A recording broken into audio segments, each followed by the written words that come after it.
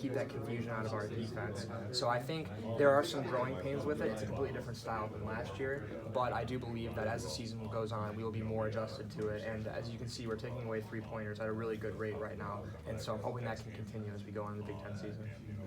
So then how does the defense, I guess not to sound like smartass, but like how does the defense then get better if it's just one-on-one defense? I mean, I don't think you can just tell a guy, hey, be better, guard better. But there are some stuff, especially when we talked about fouling earlier. That's one of the main things that really can get people going. So seeing the guys that are struggling can see the ball go through the rim in a free throw, and guarding one-on-one without fouling is probably one of the hardest things to do in basketball. And I'd say, in my opinion, in the post as well, is probably one of the hardest things to do in basketball. But there are some certain things that you can do with technique-wise that you can say, look at this technique, this will help you in this situation, or make sure you keep your foot planted here and stay down on a second jumper so you're not fouling. There are a lot of stuff that goes with technique, especially in the one-on-one defense, that you can improve upon rather than just saying be better. thanks. When we're looking at Iowa and we look at Garza and everybody's looking at him, how can this be, instead of a one-on-one effort, a team effort to try and guard him? What has to happen for the rest of you guys?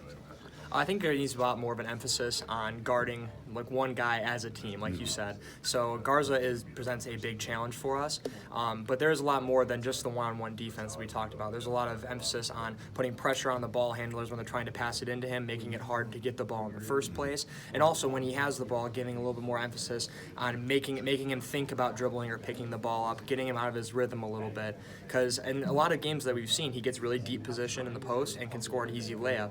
You want to make sure you get big men out of their rhythm by stabbing at the ball a little bit more and trying to make sure that he doesn't get going at home really early. That's one of our main emphasis this week.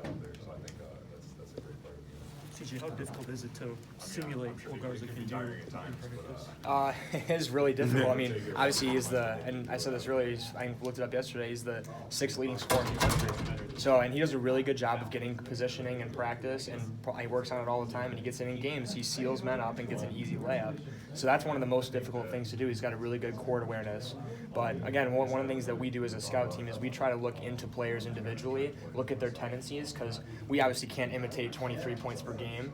But what we can do is work on that tendency so it's not a surprise for players when they come in the game and they see, oh, he's going to stop here to try to catch the ball, or he's trying to work hard to get position early so he can get an easier layup. So a lot of that stuff comes to the tendencies, but when you're 6'11" like that, that's a little different, but we try to make sure that you can expect that difference athletically, but you'll see some similar tendencies. That's one of our main goals. So what are some of his most notable tendencies then? So he stops a lot in the paint and gets early position. So he uses his body really well, more than anybody. So I mean, he's not a super athlete like Daniel Oturu, for example, but he does probably better than Oturu is get the ball in the place that he wants to. He commands the ball where he wants to, on the block, under the rim, and he gets to his spots. And that's one of the toughest things that is really underrated in basketball. Is a lot of people can get away with athleticism and make a really amazing play that's really showy, but he does all the little things right, especially around the rim, to get himself 23 points per game. So that's something that we've been working on a lot in practice, and I'm hoping that it'll translate tomorrow. But again, they're a very good team, and we're looking forward to the challenge. So how much film do you have to watch to notice all these little things about his game, and then other guys like Oturu that you mentioned? So a lot of that stuff is we talk about mainly team stuff, and sometimes there's a little more emphasis on players in our team film sessions, but often as a scout team and as players, we go into film of other games ourselves. So I personally wake up in the morning and I'll watch some YouTube highlights, and I kid you not, I will have some Big Ten highlights on my phone while I'm eating breakfast. Or if there's a Big Ten game on, I make sure I'm watching it even though we're not playing Iowa. Like for example, a couple weeks ago they played Penn State at the Palestra at Penn, and I watched that game through and through very closely to see what the tendencies of both teams are, trying to make sure that I understand what I'm going to do when it comes to practice time, because this is what's really important for our team, and we're really hoping that that background knowledge and that stuff will really help us in tomorrow's game. Thanks, CJ. Appreciate it. Thank you. I have a question about Xavier. He's kind of climbing up the all-time assist list here. What makes him such a great facilitator and passer? His vision, his IQ. I think he is one of the best people, or one of the people that I've known. He does a really good job of having a feel for the game and knowing where you're going before sometimes you even do. Sometimes he leads you with a pass that you may not have seen that opening, or even as a fan you may not see that opening, but he sees the game so well that he can throw that pass to you and you're going to be there.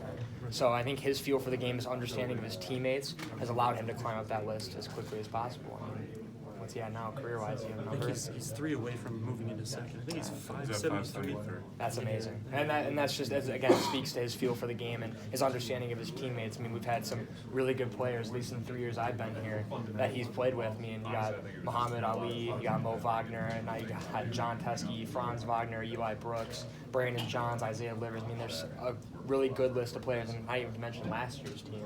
I mean, there's some really good players he's played with, and yet he still understands us sometimes to a point where he knows what we're going to do before we do it. Yeah. How much of that is just natural ability? How much of that is hard work? I think it's. I would actually attest most of it to his hard work. I mean, actually, most times when I walk in, he's doing some sort of workout or something like that. And granted, I physically can't work out as much as he can, but what he does is he works on a lot of game situations and stuff like that in his workouts. So it's working out with a purpose, working out smart, as we like to say, rather than just running through drills and drills and drills and drills and trying to work himself out for 2 hours. He's working on stuff that he will see in a game, stuff that he has seen in the past, so he can hone his craft. Do you feel like there's any